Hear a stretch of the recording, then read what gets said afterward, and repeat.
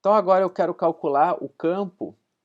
A gente também fez no capítulo anterior esse cálculo usando integração, e a gente agora vai fazê-lo através da lei de Gauss, usando o argumento de simetria aplicando a lei de Gauss. É o campo de um fio infinito. A gente antes calculou no capítulo anterior via integração para um fio de comprimento finito e fizemos o limite para o comprimento ser infinito. Né? Então, campo de fio infinito, uniformemente carregado.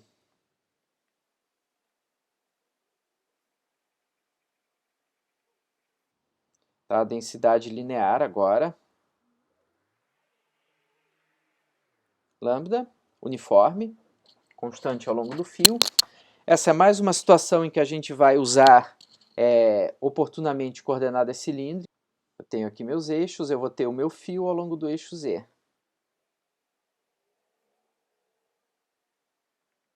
O fio continua para cima, continua para baixo. Ele tem densidade lambda uniforme, né? Esse aqui é o meu eixo Z, esse é o meu eixo Y, esse é o meu eixo X.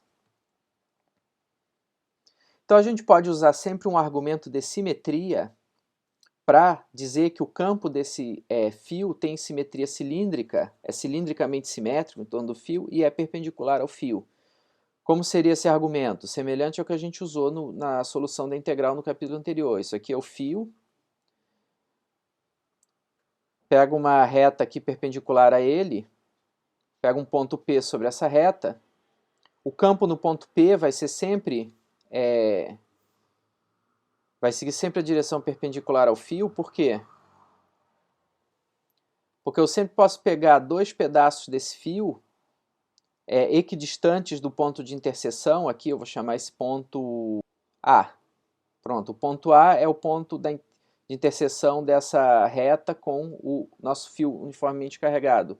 Eu sempre posso escolher dois pontos sobre o fio, já que ele é infinito, equidistantes do ponto A, de modo que tem aqui o ponto B e aqui o ponto C, e eles são equidistantes de A, de modo que o B vai causar um campo no ponto P assim, o C vai causar um campo no ponto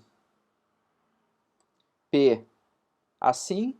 Eles vão ter projeções ao longo dessa reta AP que se reforçam, e eles vão ter projeções perpendiculares à reta AP, esse 90 graus e esse 90 graus, que se anulam. Já que eles são equidistantes e o campo deles é gerado por segmentos de carga infinitesimal dq sobre o fio infinito, eles vão gerar campos aqui de mesmo módulo, esses ângulos são iguais, e a gente vai ter sempre o campo perpendicular ao fio. Isso vale para qualquer ponto do fio. Então a gente pode representar o campo de um fio infinito. Tá? Isso vale para qualquer lado, digamos, do fio. Qualquer orientação do espaço em que eu olho esse fio, se eu giro em torno dele, eu vou ver sempre a mesma figura, eu vou ver sempre a mesma situação. Eu faço uma vista superior desse fio. Digamos que o fio está aqui. Eu vou ter o campo elétrico dele com essa simetria. Ok? Se eu olhar ele de lado, eu vou ter o campo sempre com essa simetria. Aqui, desse lado aqui também. Está emanando dele para lambda maior que zero, para carga positiva. Se fosse carga negativa, você troca o sentido simplesmente do campo elétrico. Então, isso nos mostra que a gaussiana mais interessante de se utilizar nesse caso é uma superfície gaussiana cilíndrica. Ok? Eu faço um cilindro aqui em torno do fio.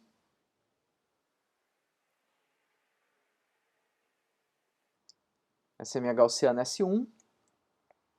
Agora, nesse caso, eu não vou ter fluxo, já que o campo, vamos desenhar um lado só. O campo desse fio vai ser assim. Do outro lado eu vou ter campo assim. E eu não vou ter fluxo pelas tampas superior e inferior desse cilindro. Só vou ter fluxo pela superfície lateral dele.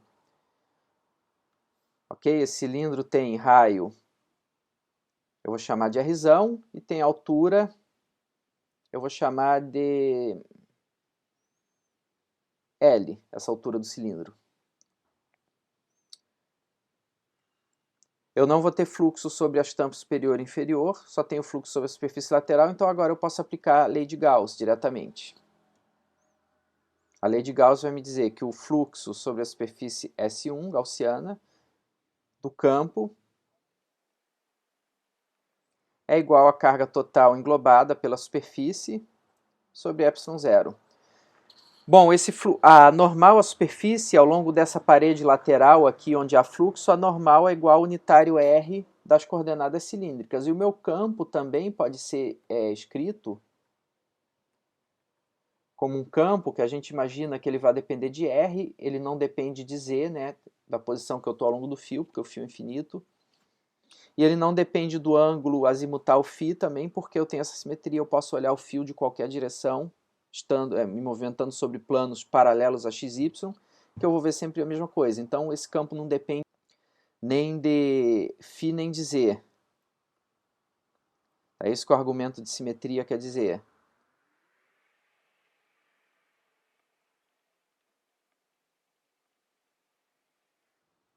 Nas coordenadas cilíndricas, ele depende eventualmente só de R.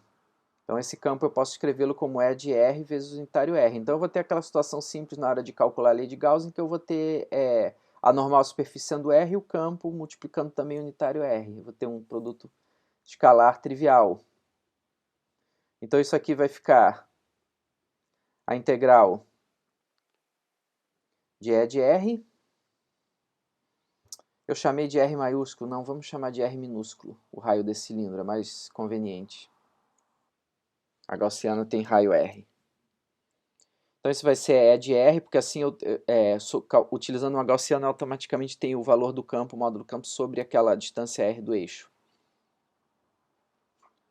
Então E de R, R escalar R, que é o normal superfície, dA, igual, qual a carga total englobada por essa gaussiana? Ela engloba um segmento de comprimento L do fio, o fio tem densidade linear de carga lambda, a carga total é lambda L. Lambda L sobre ε0. Ok? Isso aqui vale 1. O E de R pode sair da integral, tá? Para um R constante, para uma superfície gaussiana de R constante, eu posso tirar ele da integral, então eu vou ter simplesmente que E de R, eu vou ter uma integral no final que se resume ao cálculo de uma área, eu vou ter que E de R vezes a integral de dA igual a lambda L sobre ε0, sendo que essa integral é sobre superfície lateral do cilindro. Qual a área de uma superfície lateral do cilindro? Se você imagina que você abre o cilindro, estica, ele vira um retângulo. A área de um retângulo é base vezes altura. Tá? Então o cilindro vai virar um retângulo, se eu abri-lo, esticá-lo, onde um lado tem comprimento L e o outro lado tem o comprimento igual ao perímetro da base do cilindro, que é 2πr. Então essa integral, que é a área da superfície lateral do cilindro, vai valer 2πrl.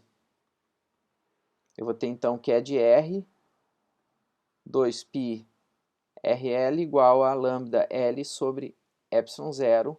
Eu elimino L e obtenho imediatamente que o E de R é igual a lambda sobre 2π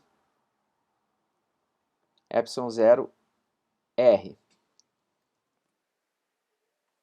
Se eu quiser agora enfatizar que isso é um vetor, como ele tem simetria cilíndrica, a gente partiu lá do pressuposto de que ele está ao longo da direção radial do cilindro, então a gente tem esse resultado. O campo do fio infinito vale lambda sobre 2π ε0 R com simetria cilíndrica.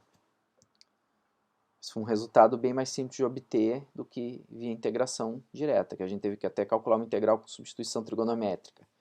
Aqui o resultado sai de maneira simples, partindo desse raciocínio, desse argumento de simetria, para a gente saber qualitativamente como esse campo está orientado no espaço. Isso é mais um exemplo do poder que a lei de Gauss nos confere para calcular campos elétricos nessas situações.